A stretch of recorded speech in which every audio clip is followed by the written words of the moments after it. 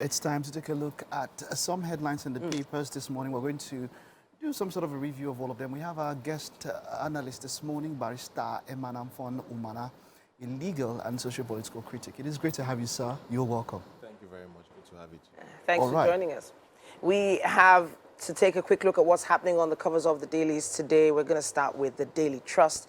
And it says here, I'll give you living wage, Tinubu promises workers. And I do believe he was addressing the Nigeria Labour Congress then.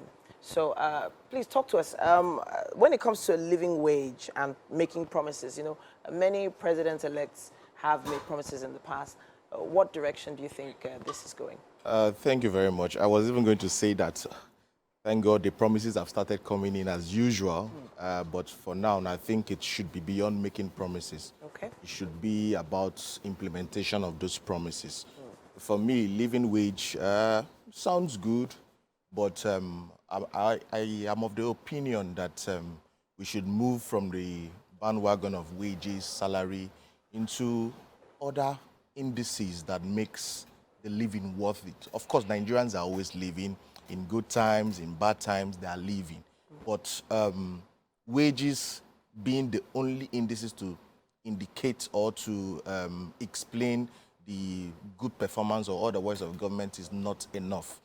For example, there are other areas in which the government can do better for workers. They can look into the well-being of their children. The question would be, is a typical Nigerian worker happy? Is a typical Nigerian employee able to access good health care? So it shouldn't really be about the wages and the salary. Our minds have always been tuned towards wages, salary, finish school, go get a job, earn salary, and then retire.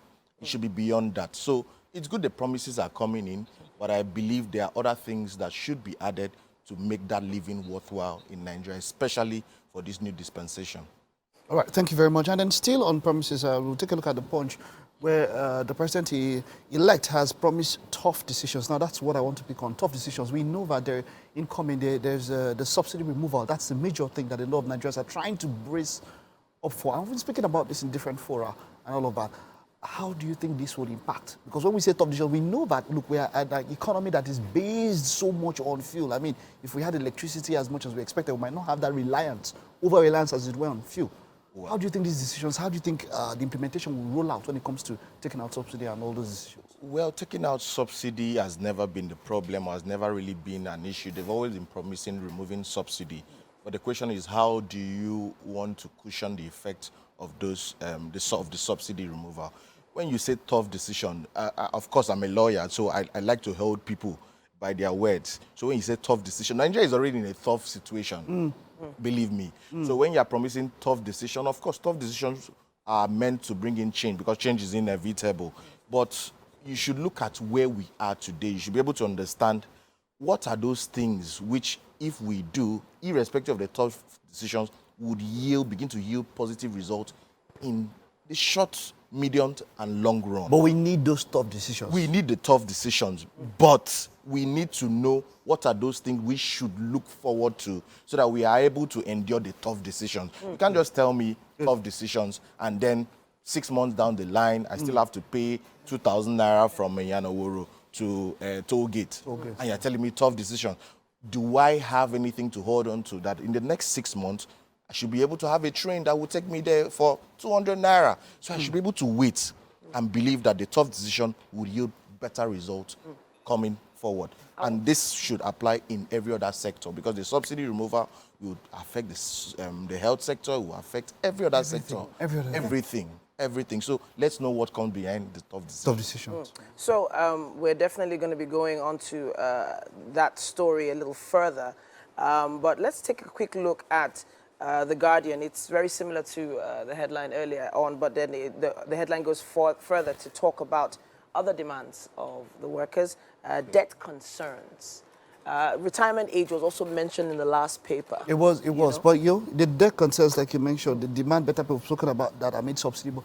But you see, someone once mentioned that it's not only about just better pay. Like you said, all our palliatives in other ways can, they can come in to ensure that, because we know that the cost of pepper, what's the smallest thing you can buy? Dry pepper. The moment that subsidy is taken out, first of all, we know that the refineries will not work before the subsidy gets removed. Have they really been working? They've not been working. So let's take that one out of the way. They will not work in time before subsidy is going to be removed. You know, once 1 naira gets added on fuel, the tomato seller and the pepper seller will tell you that I've put in something. So we know that it is really not. It's hard to actually fathom how it will happen. Well, we should take. The problem is that Nigeria refuses to learn, or maybe our leaders refuse to learn, or they refuse to understand the pulse of the people. Look at what happened during the change in the currency. That is exactly what will play out in a different, in its own likeness. So, if we are to tell ourselves the truth, we are going to truly a tough decision. However, let us still be hopeful. That's all I'm going to say. Talking about the retirement age being increased as part of the promises that the president-elect, the life expectancy in Nigeria is, I think, it's 60.